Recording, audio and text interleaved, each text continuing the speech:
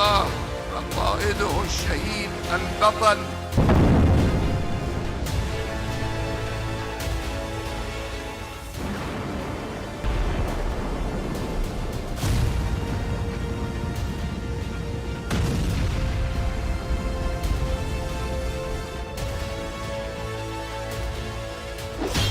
सात अक्टूबर 2023 से शुरू हुआ इजराइल हमास युद्ध पहली बार इस्माइल हानिया की मौत से दो मुल्कों के फसाद में बदला। दूसरी बार युद्ध में तहलका तब मचा जब हिजबुल्लाह चीफ नसरल्लाह को इजराइल ने मार डाला। तीसरा टर्न युद्ध में तब आया जब ईरान ने 200 मिसाइल से इजराइल को धुआं कर डाला। अब बारी चौथे और सबसे विस्फोटक पड़ाव की है। इजराइल ने टारगेट सेट कर लिए हैं। ईरान के मिलिट्री बेस दहलने जा रहे हैं। नेतन्याहू ने ऐलान कर दिया, इजराइल न ईरान के तेल के कुएं जलाएगा, न ही उसके एटमी ठिकानों पर बम बरसाएगा। इजराइल ने ईरान के सैन्य ठिकानों को तबाह करने के मिशन को ऑन कर दिया है।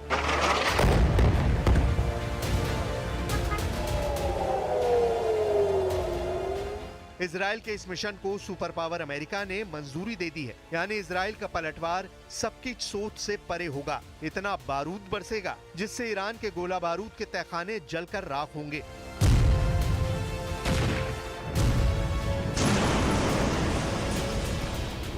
ईरान की रॉकेट फोर्स की तबाही होगी। ईरान के फाइटर ड्रोन के बेस और कारखाने भी इजराइल के बरसाए बमों से खाक में मिल जाएंगे। इजराइल ईरान के मिलिट्री बेस को ही सबसे पहले क्यों बर्बाद करने जा रहा है, इसकी वजह हैरत अंगेज है। आईडीएफ की ईरान में स्ट्राइक टाइमलाइन भी चौंकाने वाली है। ये जाने उससे पहले एक तस्वीर देखिए जिसने इजराइल को फिर से टेंशन में डाल दिया है। ये तस्वीर ईरान के तेहरान से आई है जिसमें कुद्स फोर्स चीफ इस्माइल कानी मौजूद हैं। तेहरान में कुद्स फोर्स के टॉप कमांडर ने ब्रिगेडियर जनरल अब्बास नीलफरोशान की मातम पुरसी की है।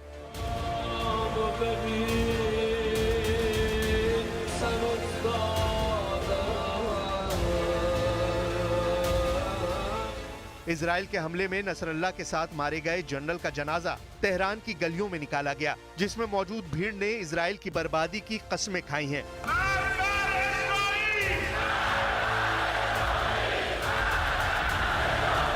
ممکن همچین حماقتی بکنه ولی قطعا مثل اقدامات قبلی که داشته موفقیتی نخواهد داشت و قطعا جوابی که میگیره محکم‌تر از دفعات قبل وجودش نداره، جرئت نمیکنه و اگر هم حمله کنه میدونه نابودی خودش رو به دست خودش رقم زده। यानी कमांडर कानी की गद्दारी की जो भी कहानियां पश्चिमी मीडिया में गढ़ी गई थीं, वो कोरी कल्पना भर साबित हुई हैं। कुद्स फोर्स चीफ फौजी वर्दी और गॉगल्स में नजर आए हैं। जल्द ही जनरल कानी एक्शन में आने वाले हैं। कुद्स फोर्स का ट्रैक रिकॉर्ड बताता है कि ये दुश्मनों की टोटल तबाही तक वॉर जोन में डटे रहते हैं। ईरान ने कमांडर कानी को मोर्चे पर दोबारा लाकर इजराइल को जोरदार टक्कर देने के सिग्नल दिए हैं। वहीं पीएम नेतन्याहू सिर्फ इस इंतजार में है कि एक बार वॉर जोन से यूएन फोर्स हटे तो ईरान के खिलाफ ऑल आउट वॉर शुरू हो सके। नेतन्याहू ने एक बार फिर से यूएन फोर्सेस को युद्ध क्षेत्र से बाहर जाने की नसीहत दी है।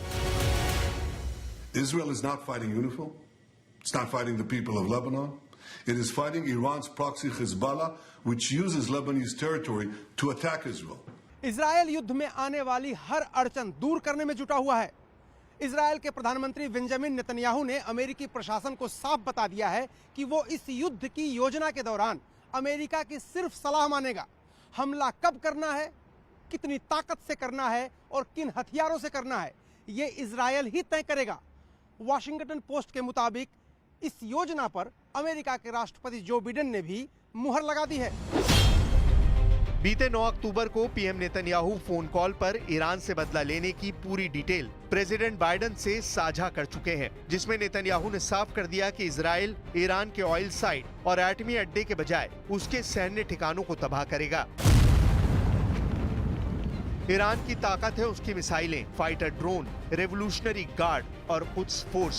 ईरान के जिन सैन्य ठिकानों को इजराइल सबसे पहले तबाह करना शुरू करेगा, उसके कयास भी मीडिया रिपोर्ट्स में लगाए जा रहे हैं। इजराइल के टारगेट पर ईरान की सभी एयरबेस हो सकती हैं, जिसमें तेहरान में मौजूद Mehrabad international airport first target बन सकता है, जिसे ईरान की एयरफोर्स ऑपरेट करती है। नेतन्याहू का दूसरा target Tabriz Shahid Madani International Airport बन सकता है। यहाँ भी ईरान एयरफोर्स मौजूद रहती है। ईरान एयरफोर्स के हमदान एयरबेस को भी इजराइल डिफेंस फोर्सेस टारगेट बना सकते हैं। यहाँ रूस के दिए बॉम्बर ईरान ने तैनात कर रखे हैं। टॉप 3 टारगेट हिट करने के बाद इजराइल के निशाने पर ईरान के Vahdati airbase, Omidiyeh airbase, Bushehr airport, Isfahan अंतर्राष्ट्रीय हवाई अड्डा भी आ सकता है। इजराइल ईरान के दोशान तप्पे एयरबेस को भी सलामत नहीं रहने देगा। ईरान की हवाई ताकत खत्म करने के बाद भी इस्राइल के ऑपरेशंस नहीं रुक रहे हैं, क्योंकि इस्राइल को सबसे ज्यादा खतरा ईरान के मिसाइल से है, जिसका सबसे विस्फोटक बेस ईरान के बख्तरान में है।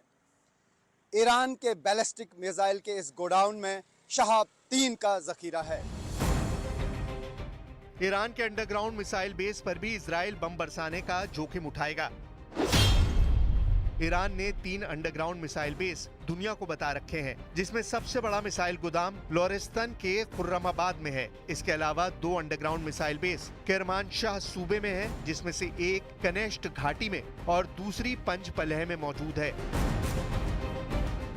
ईरान की मिसाइल पावर मिटी तो युद्ध का नतीजा खुद ब खुद तय हो जाएगा। ईरान मिलिट्री पावर के दम से इजराइल से युद्ध जीतने की कभी सोचेगा भी नहीं। इजराइल की एयर पावर ही पूरे ईरान को दहलाने के लिए काफी है।